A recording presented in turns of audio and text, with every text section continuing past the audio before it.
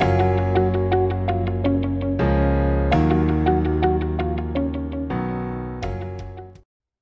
evening, everyone. I would like to take this opportunity to welcome you all here to our virtual CAO Here and There 6th Year Information Session. My name is Elaine O'Donnell and I am a Deputy Principal who works closely with 6th years. We wish we could meet you all here in person tonight, but I am delighted to be able to bring you our Careers and Guidance Department, who have created a wonderful presentation for you all. I sincerely thank Ms. O'Sullivan, Mr. Healy and Mr. Howard for all their work and effort in creating this.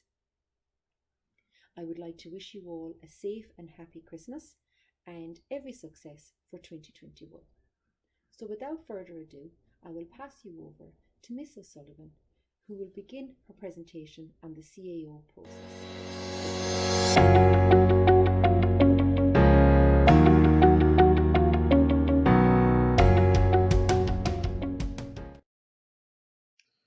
Good evening, everyone, and welcome to John the Baptist Community School Parent Information Night. My name is Miss O'Sullivan and I am one of the guidance counsellors here in the school. I am going to talk to you tonight about the CAO application and the new Common Point Scale. My colleague Shane will then follow through and he'll talk to you about the alternatives to third level. The agenda for this evening is, first of all, we look at the applicant's responsibilities. We look at general points regarding the CAO, the entry requirements in the point system, making an application, how places are allocated by CAO, and then what happens after submitting the application. It is the applicant's responsibility to research thoroughly all the courses for which he or she is making an application. That holds true not just for the CAO application system, but also for any of the other applications that they may be engaging in.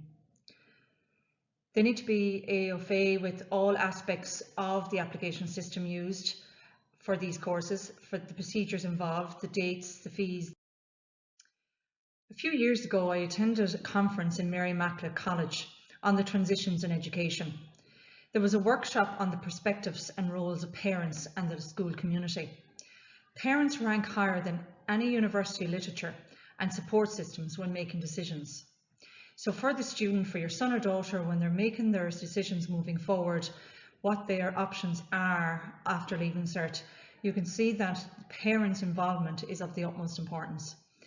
And parents are ambassadors for higher education, and parental support, both pre-entry and upon entry to university, is a protective factor against student early withdrawal. So it is very, very important that you begin these conversations at home with your son or daughter in relation to what their options are, into the future. Steve Jobs, who died a number of years ago, was the CEO of Apple and Pixar Animation Studios. He addressed students in Stanford University on their graduation day, and what he said was that the only way to do great is to love what you do and find what you love.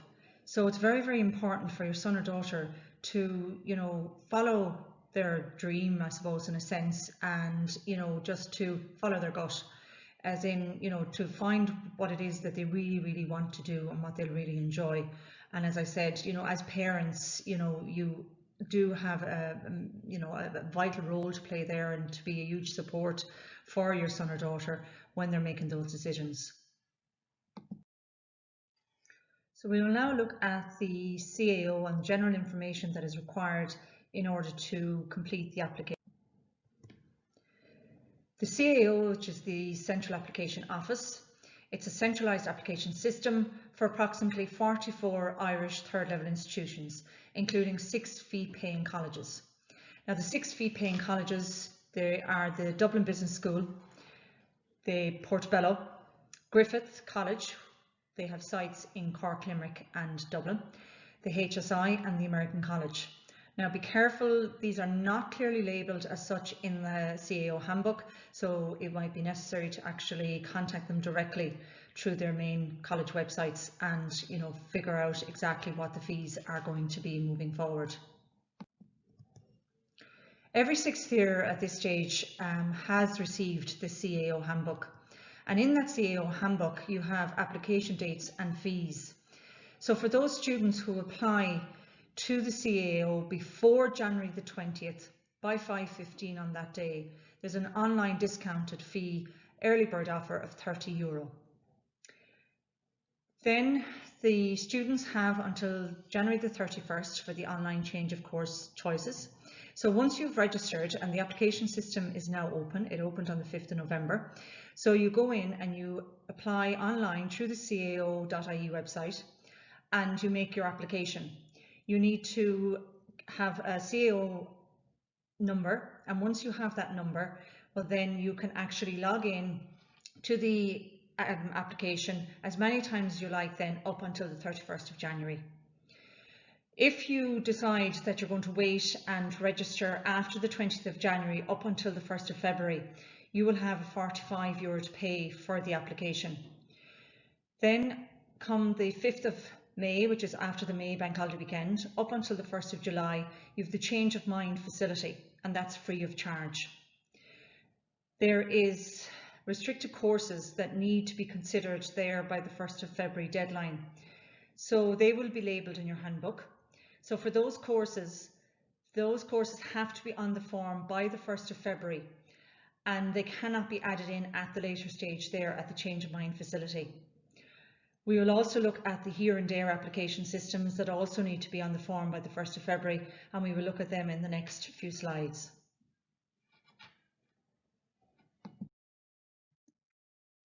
There are three types of courses students can apply for under the National Qualifications Framework, which we're going to look at in the next slide.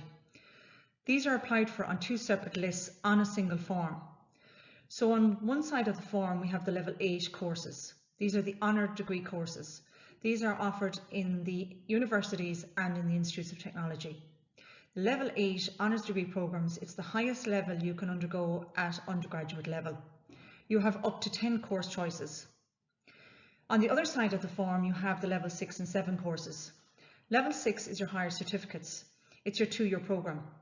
Level 7 is your ordinary degrees, which is your 3-year programmes, and then you have again up to 10 course choices on this list. Both lists are processed completely separately. So on the day that the first round of offers come out, you could be in a position where you will get offered a course on your Level 8 course list and also on your Level 6 and 7 course list. But obviously we can only accept one. So it just depends on the position of those course choices. Obviously, you know, with order of preference, which we're going to go into in more detail further on in the presentation, you place your course choices in genuine order of preference.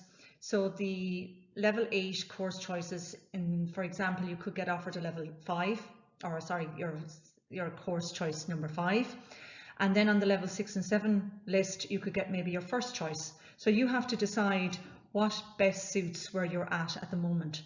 Does the one on the Level 6 and 7, the first choice there, does that bring you back in indirectly to the top choice there on the Level 8?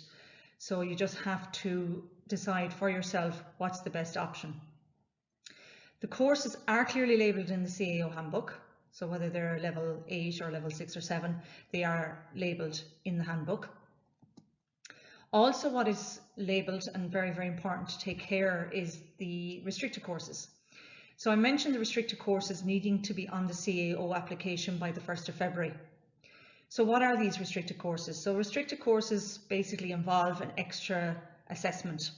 So it's something other than the points required. So it could be interview, could be portfolio, could be an audition or a music exam, aptitude test in relation to medicine and the HPAT, which we'll look at as well in the next couple of slides. And these need to be down by the 1st of February on your form.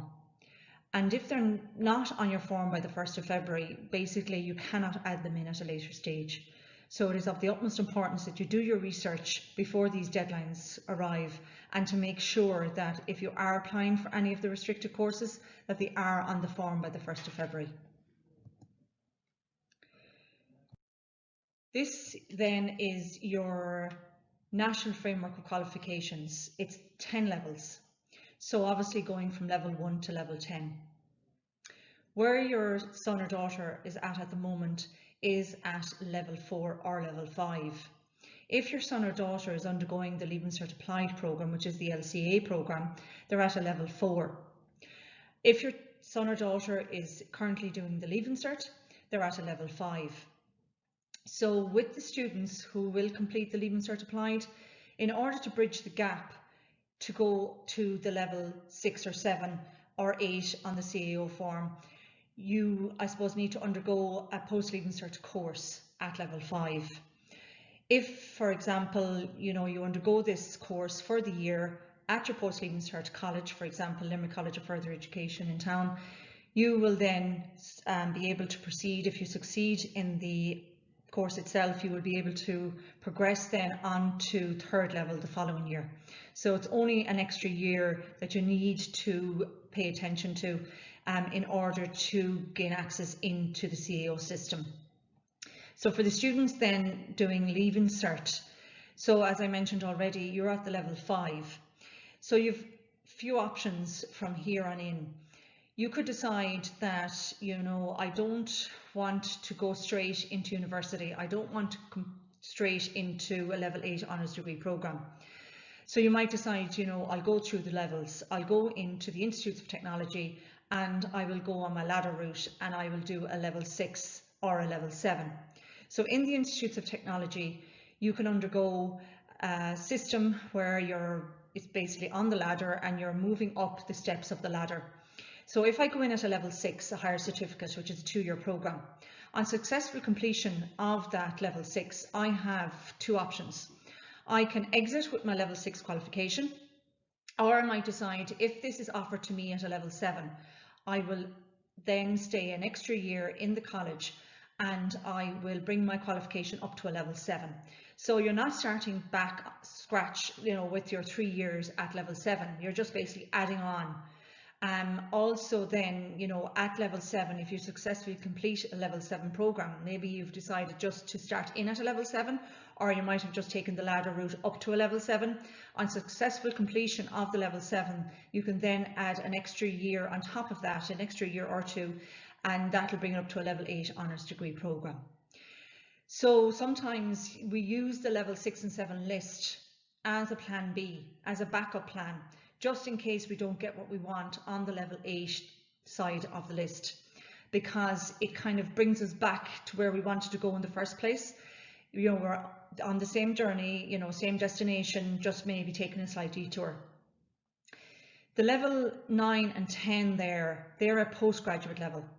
So your level 9 would be, your master's or any postgrad program that you may do once you finish your undergraduate degree. And then the level 10 there is your PhD level. So students there have the option, as I said, to go straight from their Leaving Cert to a level 8 honours degree programme, which is your universities or your Institutes of Technology. So it's basically, up to the individual, but it is important that you research all options and explore all avenues available to you at the time. So I suppose before we move on and talk about the CAO application system itself, we need to get to grips with the new Common Point scale. Now this was introduced a number of years ago, and it's a scale that was devised and agreed by the higher education institutions, the HEIs. So the HEIs are basically our colleges, universities, institutes of technology. So the Central Applications Office, the CAO, applies this scale then to fulfil its role as a centralised application processing service. So the mechanics of the system will not change. So basically what happens is that when the Leaving Cert results are released by the Department of Education, they are then sent to CAO. And then at that stage, CAO have already been informed by the admissions officers on basically the number of places that they need to allocate for each course and the points required and the entry requirements. And then they just figure out then what applicants are successful and who gets the places. So applicants need to continue to focus on meeting matriculation and any course specific requirements. The matriculation requirements there, basically that's what it takes to get your foot inside the door. So when we're looking at college, there's 3 ingredients that we need to have. The first one there is your college requirements, your matriculation requirements, the entry requirements basically. And it's, for example, for a level 8 honours degree programme, I need to have studied 6 subjects in my Leaving Certificate, and I need to have 2 of those minimum at higher level H5 or O6, and also I need to have 4 O6s, H7s as well. Now the H and the O, the H is higher level and the O is ordinary level. We will look at the new common point scale in a little bit more detail in a few minutes. The second part of the what's required is the specific course requirements, the faculty requirements. Now, not always will these have to be met, because it depends on the course you're applying for. So for example, if you're looking at primary teaching in Mary Immaculate College, you need to have a H4 in Honours Irish. Then the third part of that is obviously the points requirement. So what the student needs to do is list their course choices in genuine order of preference, and applicants will be offered the course highest up on their list that they are deemed eligible for, if any, at that particular time. The practice of comparing previous year's points can be misleading, and I suppose we saw that this year with the Leaving Cert class of 2020. Obviously, you know, they didn't have the opportunity to actually sit the Leaving Cert exam. Their results were based on calculated grades, and, you know, obviously as a result then, you know, that had a knock-on effect in relation to the CAO application system, where points did fluctuate. You know, they did increase in the, I suppose, the courses that had defined career paths. So for example, the teaching, the nursing, you know, so, you know, they didn't, obviously, you know, no one would have predicted what was going to happen with what we were presented with for the exams. So, you know, if they had based it on last year's points, some of them would have been very, very disappointed. And points fluctuate. There's an increase or a decrease in the number of applicants for specific courses, or a reduction or increase in the number of places being offered. So obviously if there's more places being offered, points may slightly come down, and then if points come down, then, you know, it obviously opens up the competition for those places. We will now look at the new common point scale and compare it to the old system. So as you can see on the old system, grades went from A1 to NG. There was 14 subgrades. Then on the new system, we can see very clearly that there is now 8 subgrades. H1 to H8, H for higher level, and O1 to O8, O for ordinary level. We will now look at how the new point system aligns with the points. So what is, you know, happening here on the system, and it has happened on the previous system, only that the previous system was more linear. This is non-linear. So it's your points allocated, say for example, to your H5 is your 56 points. This is the equivalent of 50 to 60%. And that is aligned with your O1, which is your ordinary level, 90 to 100% at 56 points. And I suppose what they want to do there is they want to recognise that, you know, getting your 50 to 60% in your higher level paper requires quite a lot of study and commitment, and they're aligned with the O1, the 90% but less, 90 to 100% in the ordinary level paper. You can also see here that the H7 is 37 points, which I've mentioned previously, and the H7 is 30% but less than 40. And, you know, that in itself is very positive, and it does encourage the take-up of higher level papers. And, you know, it is important that students recognise that, you know, previously, if you would have got 40%, there was no points allocated. So it just gives them a chance. And also if we look at the ordinary level side, the O7 and the O8, we can see that there is no points allocated there. So that's important. So for points to be awarded on the ordinary level paper, you have to get your 40% or higher.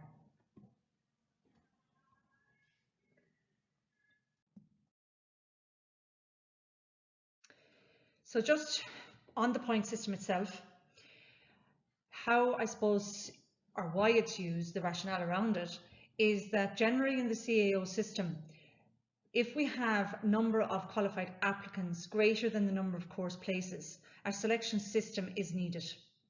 And the selection system that's used in Irish third level colleges is the point system, and it's the fairer system. So points are calculated from one sitting of the Leaving Certificate only. So for the students that are repeating their Leaving Cert, it's very important that they know that for points purposes, you can only take points from one sitting of the Leaving Certificate. But for entry requirements, to satisfy the course requirements, you can meet the requirements over a number of sittings of the Leaving Cert, so more than one sitting of the Leaving Cert. So if I am a repeat student, I can say, for example, first time round be doing English, Irish, Maths with my 4 optional subjects. And then if I'm repeating, then I might decide, you know what, instead of taking 7 subjects, I'm going to take 6 subjects and I'm going to drop my maths and do something else. You know, that's perfectly fine. Because you've already met the entry requirement from the previous Leaving Cert by having or passing the maths. So for entry purposes to college, points are calculated from one sitting only, but for entry requirements, for entry purposes, it's over more than one sitting. Points total is calculated from your 6 best subjects, and all subjects carry equal marks. The only one that has bonus points or is any different to anyone else is the maths, the honours maths in particular. So to get the bonus points in honours maths, I need to score 40% or higher. So I need to get a H6 or higher. And if I achieve a H6 or higher in my higher level maths, I get 25 points extra on top of the points that are allocated to that particular grade that I get. When you combine the 2 scores there, and if then maths is one of your best 6, you can count the bonus points then towards your maths. You have to count maths as one of your best 6 in order to get the bonus points in honours maths. So one has to tread carefully, because some students decide, yes, I will take on the honours maths and I'll hope for the best and get my H6 or get my 40%. Now, you know, in some situations, some students may struggle. They might think by getting extra help in the maths that might bring them along, but then they don't factor in the extra time that's required in getting the extra support, but also the time that's required to putting in the extra time going to and from maybe possibly grinds.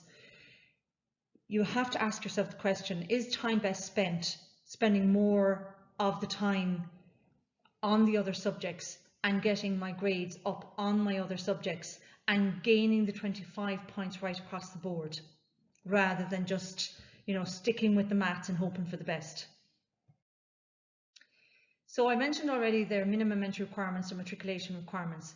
So these must be satisfied before points are considered. So this is what you do need to get your foot inside the door. So if we look at an example there in UL, minimum entry requirements for UL, for any of the courses there in UL, you have to pass 6 subjects, because level 8 courses there in UL, level 8 honours degree programs. You have to have at least 2 H5 and 4 O6s or H7s. And you have to pass in Irish or another language, English and maths. So there are your minimum entry requirements for UL. We then look at a programme that has specific requirements to the course, and as I said, not every course will have specific requirements. So the course we're going to look at here is engineering in UL. The minimum grade that we need to get in our honours maths is the H4. So that is a specific requirement for engineering in UL.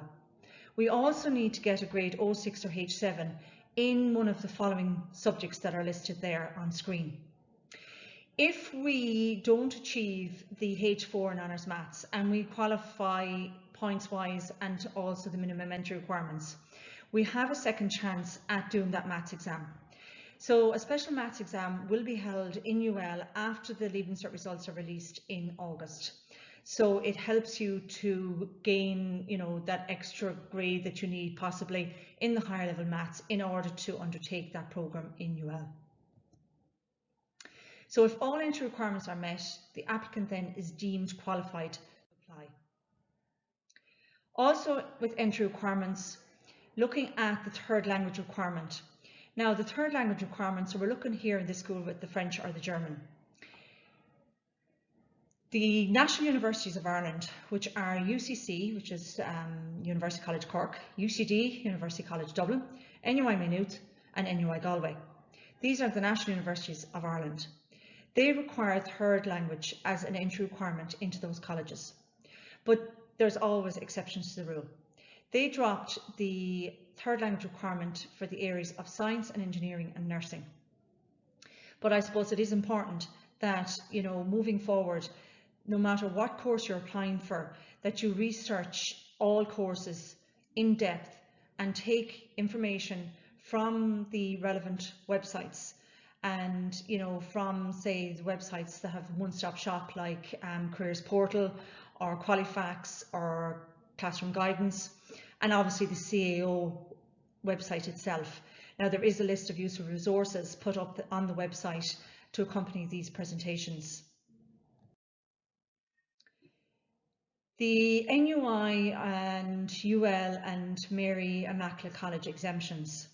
So in relation to an exemption from Irish or a modern language, any student who has an exemption in these subjects and wishes to apply to a college of National University of Ireland, so which I've mentioned already are NUI Galway, NUI Maynooth, UCC and UCD, you must download an exemption form from the NUI website, so www.nui.ie.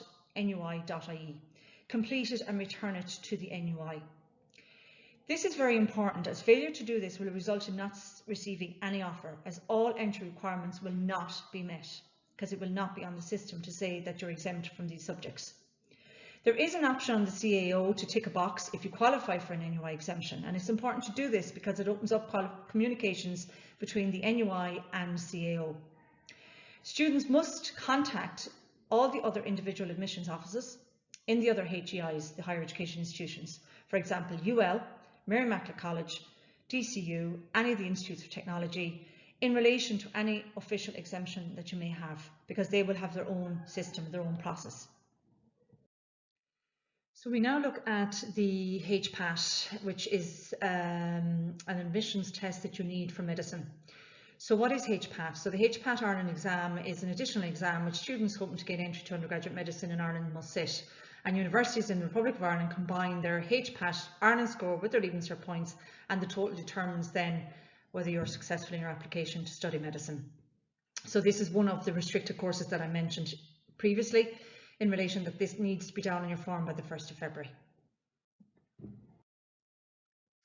So just to draw your attention to the important dates there, it's very important that you do visit the website there that's on screen, because HPAT Ireland office this year is currently planning alternatives to face-to-face testing, obviously because of COVID, and that more information will be released to candidates shortly. Part of the restricted courses would be the Here and There application systems. You'll get further information on the Here and There on accesscollege.ie, but also there is other resources and materials accompanying this presentation as well up on the website. So the Here is the higher education access route. It's a third level admission scheme for school leavers from socioeconomic disadvantaged backgrounds. And it's been established by a number of higher education institutions. So like not all institutions, higher education institutions are part of it. So it's important that you look up the website and get the information that's needed. And also the DARE scheme, which is the Disability Access Route into Education. It's a supplementary admission scheme for school leavers with disabilities, which operates on a reduced points basis. Now, we don't know from year to year how many points courses are reduced by. It depends on the number of DARE places on the actual courses themselves. It also depends on the number of DARE applicants applying for those courses. DARE has been established as well by a number of the higher education institutions as clear evidence shows that disability can have a negative impact on educational attainment at school and progression to higher level. So I suppose if you feel that you may qualify for either of those schemes, would you please contact one of the guidance department, because it is important. There is a lot of supplementary documentation that's required for those schemes, and in particular with the DARE scheme, we have in the school here to fill out the educational impact statement, and it is a part of the application, and it's very important that the school is involved in that. And also with the SEN department as well, we have to make sure that all documents are submitted. As I said, by the 1st of February, you have to make sure that on the CAO application itself, which is the online application through CAO.ie, that the boxes are ticked for the Here and There application system.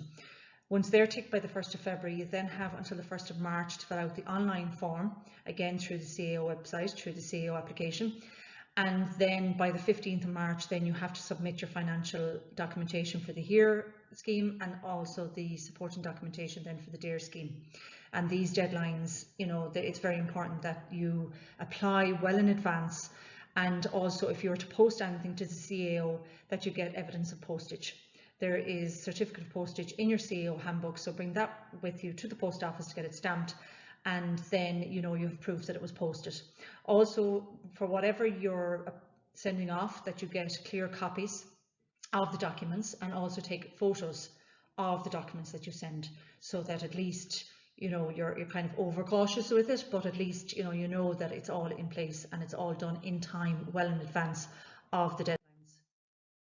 So making a CAO application then. As I mentioned already, applications can be made online through the CAO website, cao.ie. Always keep proof of sending the application. So online, you print the screen receipt. Now you can request paper form, but it is advised that you will apply online, because it's easier to track your progress, and it's easier to accept or decline offers and to make amendments to your application. The form is very straightforward to fill out.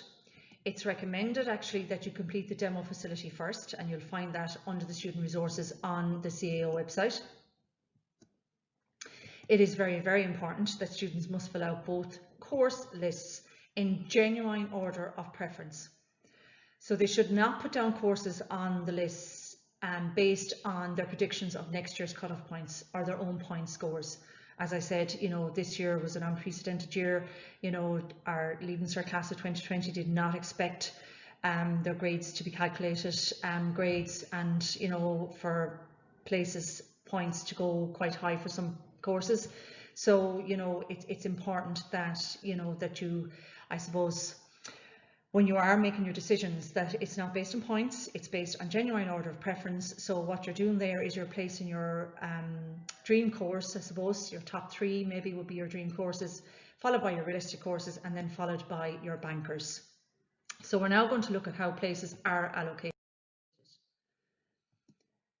So we're going to take an example here with science choice in UL and also science in Maynooth. These are just samples. So just for purposes of the presentation, we are looking at, say, 100 places to be offered in the science choice course in UL, and also 100 places to be offered in science in Maynooth. If we look at UL first, we can see that when students apply for the courses, they are put in order of merit. So basically how they perform in their leaving certificate. So the person with the highest points that qualifies for that course is placed number 1 on the list, followed by the second highest and further on down until we get to the last person, which in this situation is the 100th person, because there's 100 places to be offered, and that's the last place to be filled. So that person, I suppose, determines what the cut-off points are going to be for that particular course, and that in UL for science choice it's 360 points.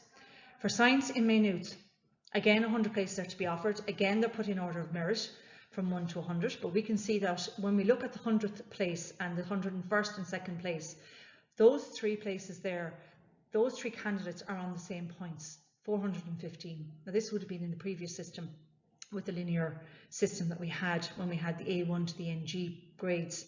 Now with the new system with the 8 subgrades, H1 to H8 or the O1 to O8, hopefully it eliminates situation because it's non-linear. So you could have a situation where a student is on 414 points or 416 points. So there's a clear, indication there of the order of, merit. So how do we decide then in this situation who gets that 100th place? Because the person who's in the 101st place and 102nd place, is also more, I suppose more entitled to that course than the person in the 100th place. Same, applies. So in this situation, it would have been random selection. So the 3 CAO numbers would have been input into the computer, and then one number would have been taken out, and that person would have got that last place. Now look, it's hard, would have been very difficult on the 101st and 102nd person, but that hopefully in the next couple of rounds they may have got offered a place. But with this new point system, it does eliminate this random selection process. So the cut-off point there for the science and minute is 415.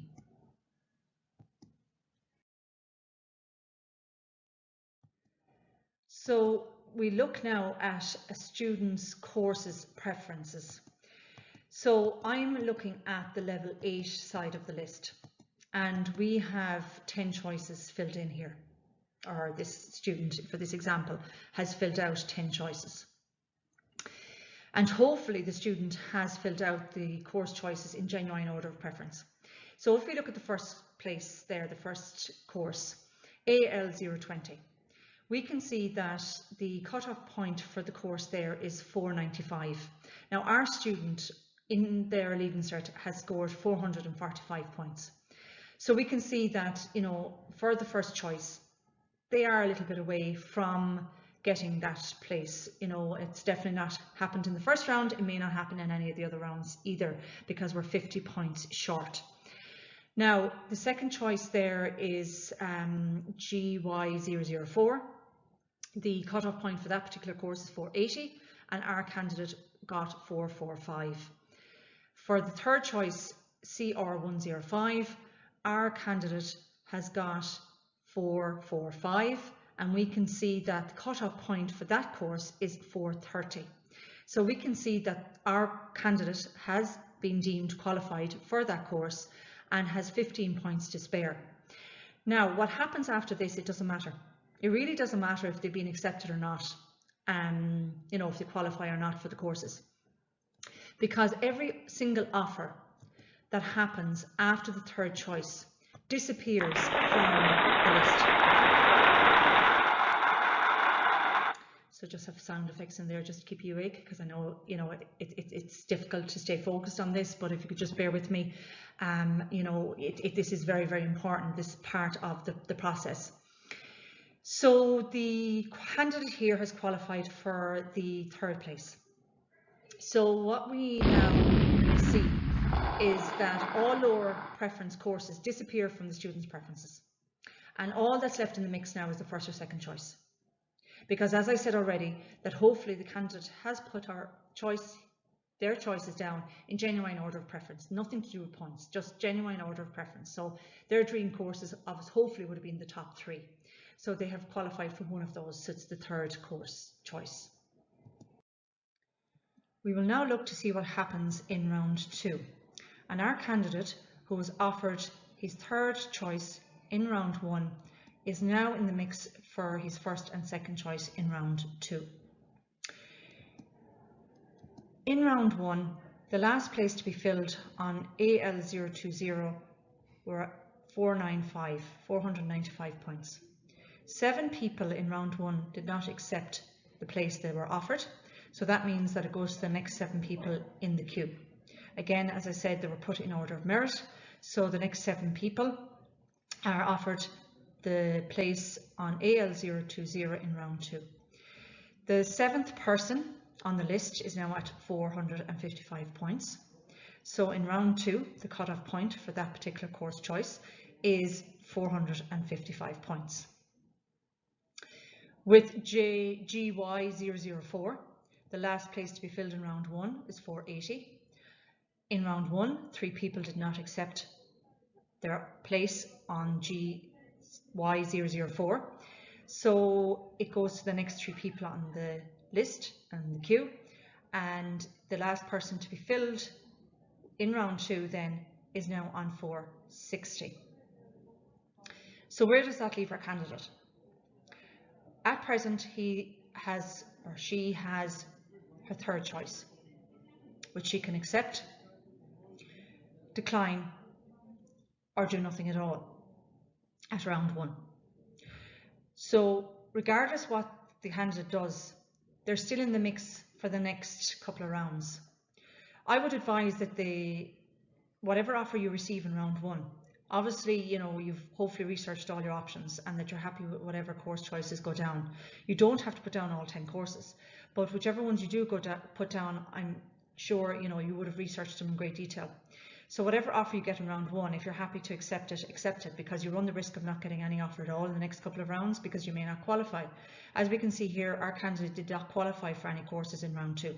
Now, look, we have to see what happens in round 3. They may or may not qualify. Yet again, some people may not accept the course choices in round 2. And, our candidate who is, in the queue here for round 3, is on 445, not a million miles away from the points that are at the moment the cut-off in round 2. So, we'll have to see what happens. But, hopefully the candidate has accepted the round 1 offer and, is holding out to see what's going to happen. So what is the best way to fill out the courses? As I mentioned already, maybe your top 3 or 4 could be your dream courses. So, do not consider points in this. So the courses that you want to do more than anything, they're the ones that have to go on top. So they're your top 3 or 4. That then is followed by your realistic courses. So just let's be realistic about kind of where you find yourself at the moment, maybe looking at predicted grades, course choices that you may, be successful in. Your last couple then, if you want to put them down along and fill in all your 10 choices, are your bankers. The ones that, you'd nearly be guaranteed to get, but would be happy to get as well. And whatever options are down, you don't have to fill in all 10, but whatever ones are down, that you're happy with your choice.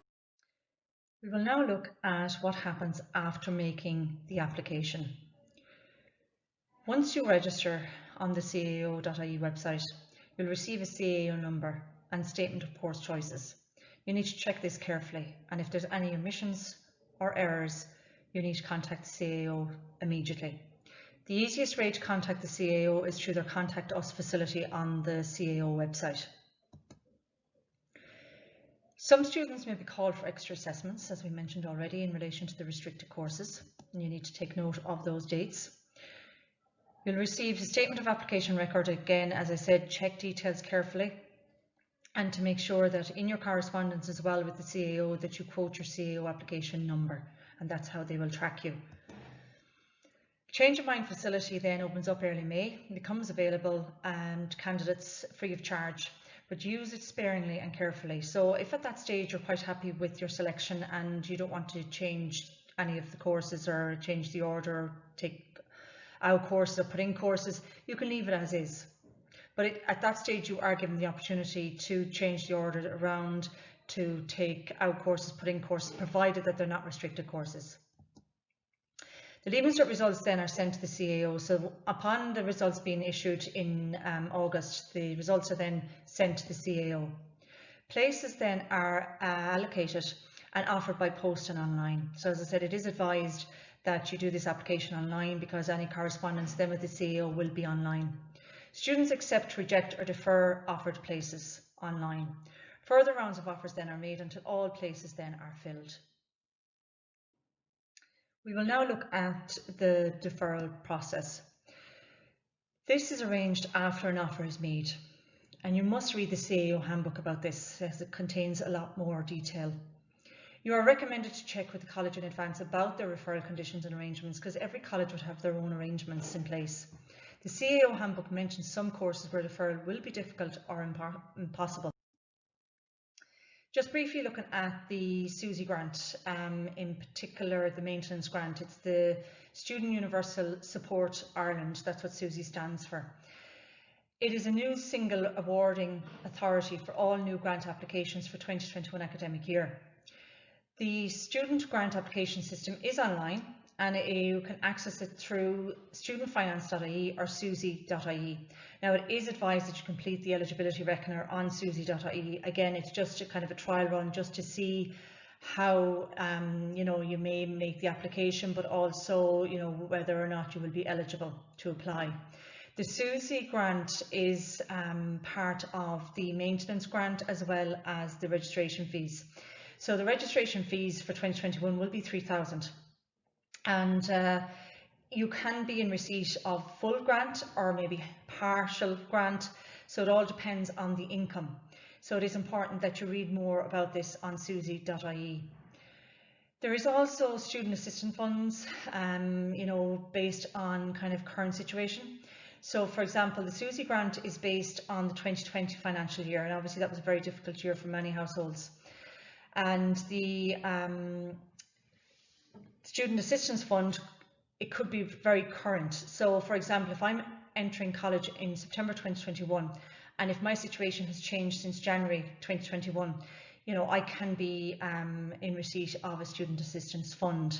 I may not have qualified for SUSY based on the financial documentation for 2020, but I may qualify for the student assistance fund. Now, depending on the total overall fund will depend on how much you'll receive, as well will depend on the number of people who have applied and qualified for the fund. So other funds that are there for students with disabilities, and there's also area-based grants, and scholarships and bursaries, for example, credit union, banks, and other local organisations, for example, Lions Club. Colleges then, have their own scholarships, so you have to check out the individual college websites themselves because they'll all have different deadlines.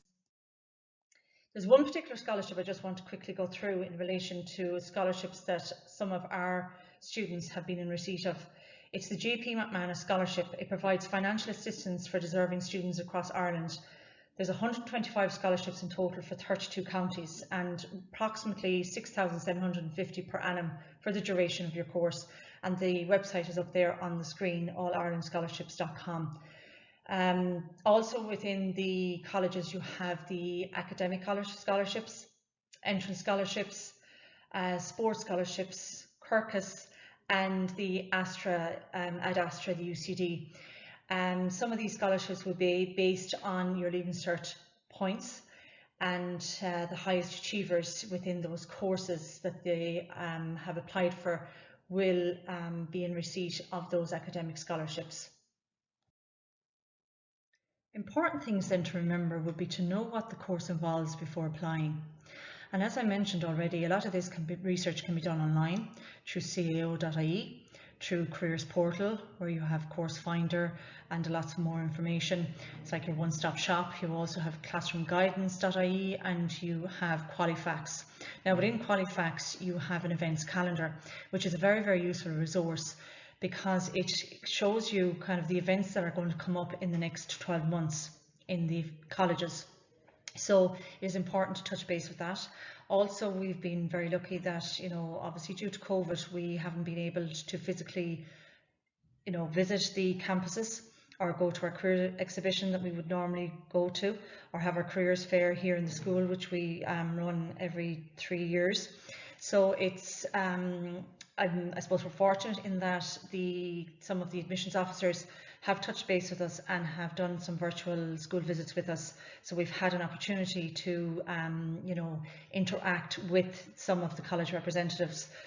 Also, it's recommended that students would do their own research in relation to the courses and to make their own contact with some of these college representatives in relation to, like, there'll always be an email address attached to any of the course information that's given online. There'll be video guides, there'll be videos from a student's perspective or from a lecturer's perspective.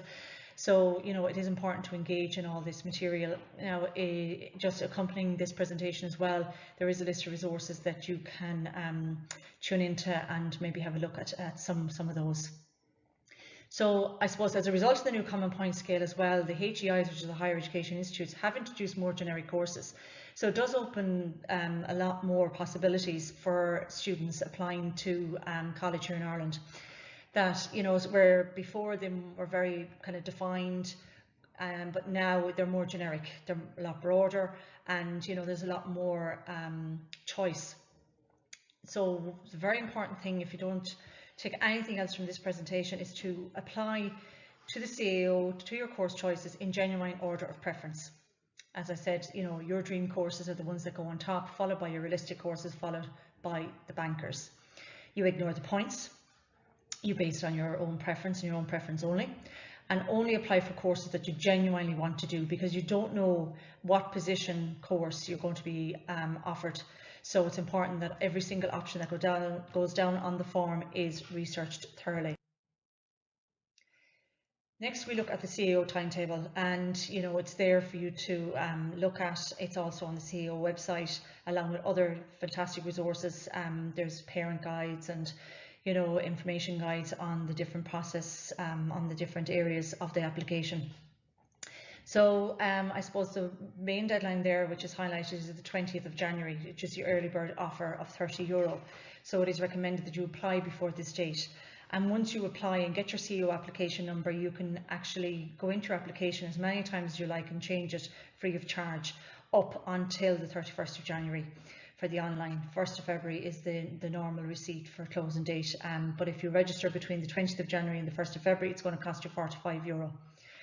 The HPAT exam, as I said, make sure to look at the website that was on screen in relation to the HPAT, because you know, the HPAT office in Ireland, they are looking at alternatives to the exam this, say, next February. The 1st of March deadline, as I mentioned, with the here and there, very, very important. So by the 1st of February, the boxes need to be ticked on your here and there application through your CAO application to say that you are considering applying through those schemes, and then you have until the 1st of March to fill out the online form, which is through the CAO application. And then also by the 15th of March, you have to submit your supporting documentation. And again, whatever documentation you submit, make sure your CAO application number is on each of those. Then you have, say, from the 5th of May, which is after the May Bank Holiday weekend, up until the 1st of July, you have the change of mind facility. Again, you know, just take your time at this, make sure that you're comfortable, you know, if you do change it around, you know, that you're happy with the order of preference. And also, as I said, you cannot add in your restricted courses at that stage. You can take them out, but you can't add them in. Then the first round of offers will commence shortly after the Leaving Cert results are released. So this now brings me to the end of my part of the presentation, and you know, we are aware that college isn't for everybody, that not one size fits all, and that, you know, people, you know, find that going to third level just adds that extra layer of pressure on them. But there is alternatives, and Shane is going to bring you through what the alternatives are in the next part of this presentation. So just finally then, you know, education's lifelong journey. Lifelong learning. The journey is only beginning, and that, you know, wherever this journey is going to take you, obviously you're closing one chapter of your journey in John the Baptist, but obviously hopefully a lot more doors will open and the next chapter of your life can begin. And whatever venture you will take from here on in, I just want to wish you the very, very best. And I want to thank you parents for listening tonight, and you know, in particular the parents who are going through this for the first time, that son or daughters, you know, this is the first time you've heard about the CAO or alternatives to the third level. And you know, if you have any questions or queries in relation to any of the processes, any of the application systems, we can be contacted on our emails. So it's myself, is Miss O'Sullivan, losullivan@johnthebaptistcs.ie. You have Mr. Healy at shealy@johnthebaptistcs.ie, and also Mr. Howard at vhoward@johnthebaptistcs.ie. We, the guidance department here in the school, we work as a team, and we're literally only at the other end of the phone. And you know, please contact us, and you know, if you have any further questions or queries. Also, in the new year, please God, we will launch our own guidance website, which will be part of the main website for the school, which is johnthebaptistcs.ie. And within that, then you'll find very useful resources for all aspects of the Leaving Cert year in relation to academics, college applications, mental health, and so on and so forth. Hopefully you find that very useful and beneficial. So I want to wish you all a very, very happy Christmas, and to stay safe and to mind yourselves, and take care. Thank you.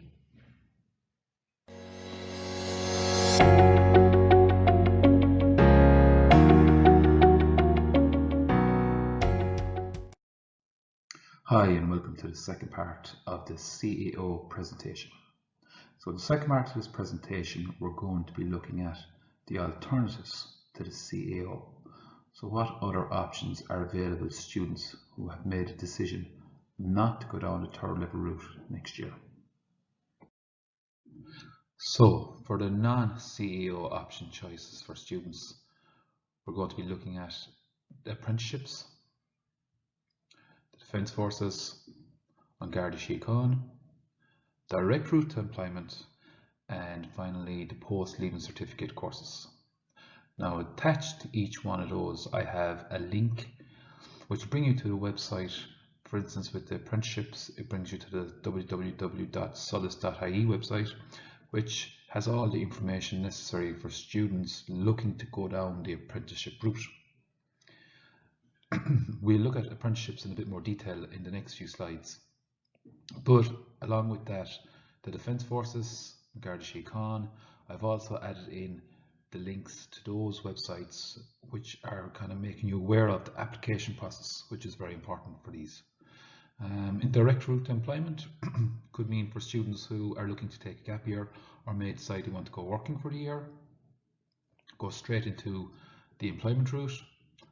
And then finally there is the post-leaving certificate courses, where we're looking at the level 5, where students will be moving from a leaving certificate to level 4 to possibly a post-leaving cert level 5, where they haven't gathered enough points to their leaving cert results to go straight into a level 7 or level 8 course in university or IT. So that's what the post-leaving certificate course, or PLC, is for. The QQI link scheme is something we'll discuss later on in the presentation as well. And at the end of the page you can see the links for the higher education scheme, so that will give more information and details about the PLC, post-leaving certificate courses. So for students who are considering going down the apprenticeship route, there's just a few things to note. Number one, it's essential that you find a suitable employer, one that guarantees you the training in the profession that you're looking to get into. Number two, the employer must be approved by SOLIS. And down below I have the link to the SOLIS website.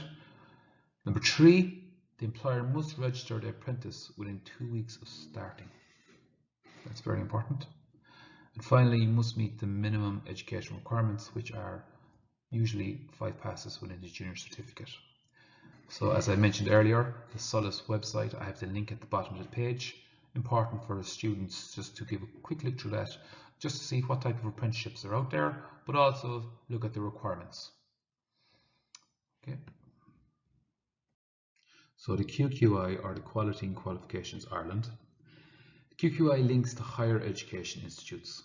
It's especially important for students who may not make the CAO points. For instance, some students will want to go to UL or LIT and do a certain course. They may miss out by a few points. What they might do instead is, because they're not getting their points to go to college, do the course they want, they might decide to move at a slower pace. So move from a level 4 leaving cert to a level 5, which would be a post-leaving certificate course. Then move their way up to whether it be a level 6 or level 7 in an IT. So you can begin with a PLC and you could end up with a doctorate, moving from level 5 to level 10 over a number of years. That's a possibility. And the final point to mention is mature entry to college is for students aged 23 years and over. So on this slide we can see the National Framework Qualifications. Now National Framework Qualifications is linked in with the QQI. So as a student does their leaving cert, they're on a level 4. A level 5 then would be a PLC. Some students then can go from a level 5 up to level 6, level 7, where you're talking about your ordinary degree in usually an institute of technology, and then the possibility of moving on to level 8, which will be your honours degree in an institute of technology or in a university. From there, a master's will be level 9 and a doctorate or PhD will be level 10. So this is the National Framework Qualification System in Ireland. Students, just to be aware that they can move from Leaving Cert, which is level 4, up to level 5, which will be PLC, moving on then to level 6, level 7, which is your ordinary degree, and so on and so forth. So for some students, the post-Leaving Cert course, they're going at a slower rate, going from level 4 to level 5, but sometimes it works out best for students and it is an option that they can readily take advantage of. So moving on now to post-Leaving Certificate courses, or otherwise known as PLCs. These courses are in very high demand in recent years. It's important to apply early to be called for an interview in March. Contact each college to see when they will start accepting your application from. Most PLC courses expect to fill all places in the March interviews, so that's important to note. Requirements usually are 5 passes in your Leaving Certificate, so please consult the prospectus for 2021 entry. Finally, the importance of the interview and some experience of the career area you're applying for is essential as well. At the bottom of the page, I have put in the link for the Limerick College of Further Education.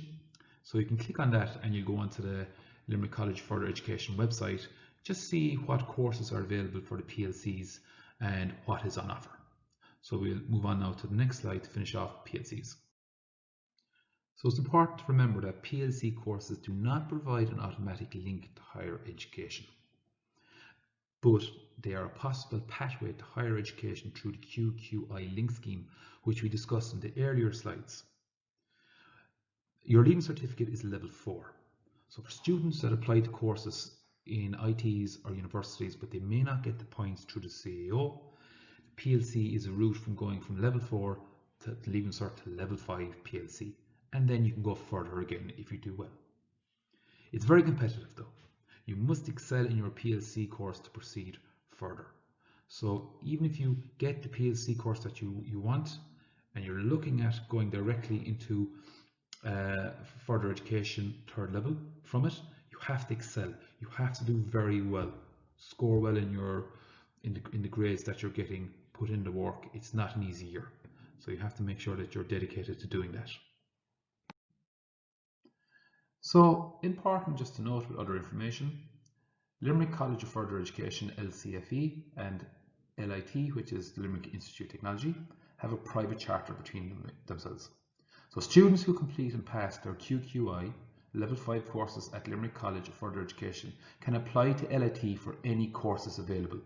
So there's a good pathway for students who do a PLC in Limerick College of Further Education to move on to LIT the following year, all going well. So other alternatives.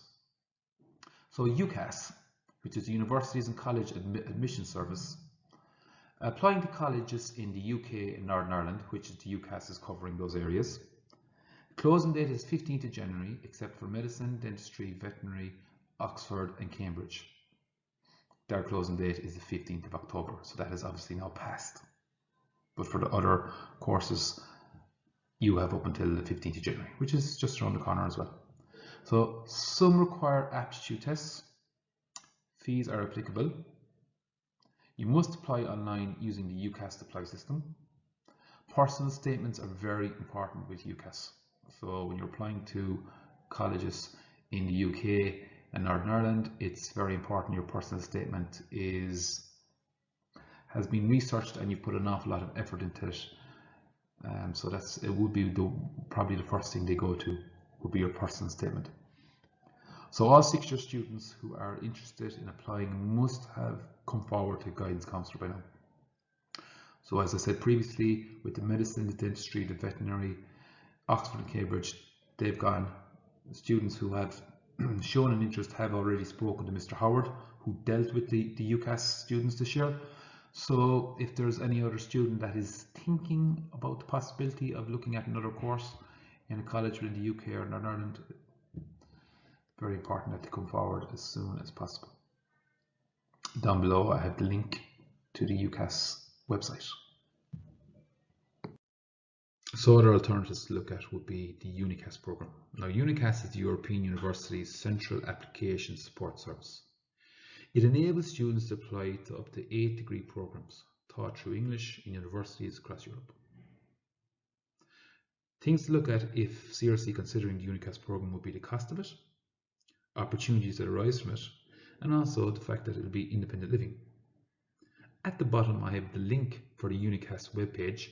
So for students who are interested in studying abroad, have a look through the UNICAS website, see what's available, see what courses are available, see which countries you can study in, and is there a course that would suit you?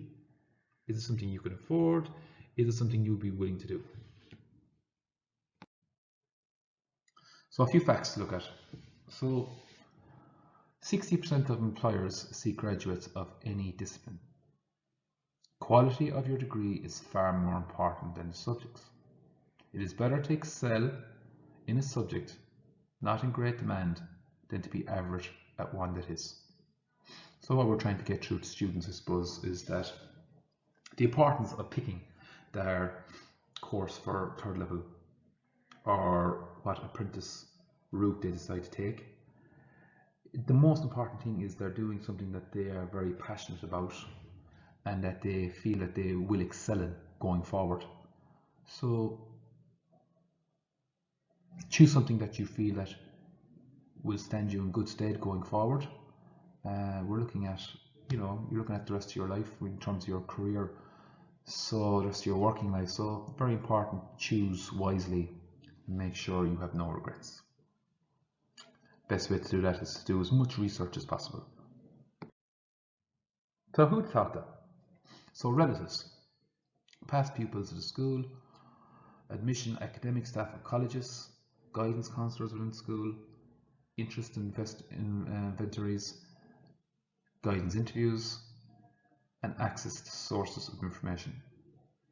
So once again, research. So you may be thinking of taking a certain course in college, but you may be unsure about one or two aspects of it. You need to find out the information. So you need to talk. You need to talk to the right people. You need to go online. All the websites with all the college courses, you have course coordinators, email addresses and phone numbers. They're only delighted to take emails and phone calls from students who are inquiring about certain aspects of the courses. So it's very important to do the research, speak to brothers, sisters, friends, neighbours who may have done the course ahead of you that you're considering, may have done the apprenticeship ahead of you that you're considering. Talk to your teachers, talk to your guidance counsellors. Some of your teachers will have done some of these courses that you're considering. If you're looking to go into teaching, if you're looking, just keep your options open, do your research, talk to as many people. At least then you've done the groundwork, so it's very hard to have any regrets if you've put all that effort and research in. Reminders: it is the applicant's responsibility to research thoroughly through all the courses for which he or she is making an application. Be knowledgeable with all aspects of the application system. Use CAO for these courses, for example, procedures, the CAO, the dates, the fees, the rules, etc. Down at the end I have added the CAO website for you just to go on and look through as well. Now most students in Leaving Cert now, most of the Leaving Cert students at this stage are well aware of the CAO website. They've been using it from 4th year, 5th year to 6th year. Students have been told about the CAO online application process beginning in early November. If the fee is paid by the end of December, you get it for €30. You're saving yourself €15 because it goes up to 45. I think the sooner you sign up to the CAO online, the better for students, in terms of just so they can just go onto the website, start putting in their courses for the level 7s, level 8s, getting used to the system, doing more research, just becoming more and more familiar with it. So the sooner you sign up to the CAO, the better. Homework and study. So the recommended amount of time spent by a 6th year student doing homework and study should be approximately 2 to 3 hours per night, 6 times per week, which is adding up to 18 hours per week. More importantly though, the student at this stage must be motivated to study. They must be motivated to study to achieve their goals and have a study plan which works for them. So if a student is being told to go up and do their work, go up and do your homework, go up and do your study, and if their heart isn't in it, they're not going to get the work done that they need to get done. So at this stage, it's important for students just to see, we're in December now, we have a couple of months, February till the marks, then we're going into the Leaving Cert a few months after that. Now is the time to kind of find a way to get working where you're going to be achieving your goals step by step. So finding that motivation to say to yourself, right, I get one shot at this Leaving Cert, I'm going to do it to the best of my ability, and if whether I have been working or studying or haven't, to the best of my ability, I'm going to start now. So for those students that are working away and they're happy where they're at, just keep that going. So mind yourselves, don't be putting yourselves under too much pressure. Look after your mental health, you know, enjoy your Christmas holidays as well. But at the same time, have your plan, have your study plan, have your goals, know what you have to study, kind of keep on top of things. It's very important. So it's important for every student to remember that, you know, the world is your oyster. You have the opportunity to do anything you want. So aim high, match the goal with the necessary work, and remember, it's never too late. Okay, as I was saying in the previous slide, if you feel like you're in a position where you haven't worked to the best of your ability yet, now is the time to get going. Okay, now is the time to put a plan in place. So aim high, give it your best shot, have no regrets, and you look back in June when it's all over and you'll be proud of yourself. So very important to remember that. And finally, just remember, your journey is only beginning. Okay, once your secondary school chapter ends, you'll then go on to whether it be apprenticeship, third level education, PLC, straight into the workforce, a gap year, whatever you decide to do. You know, just make sure you're doing what's the right thing for you, what's best for you. So you have a few months left in secondary school, enjoy it. You know, it's been a tough year with COVID-19, living with COVID. And the 6 years have been amazing this year, they really have. And you know, it's just, I think it's very important now that once we get to the end of this secondary school, once we get to the end of it, finish our Leaving Cert, that we have no regrets. And we've done our best, and whatever chapter we're moving on to afterwards, we're giving ourselves the best possible chance of excelling in it. So thanks very much for watching the two parts to the CAO presentation. Thanks very much to Ms. O'Sullivan as well, who did the first part. And thank you for watching. So best of luck, and thanks very much.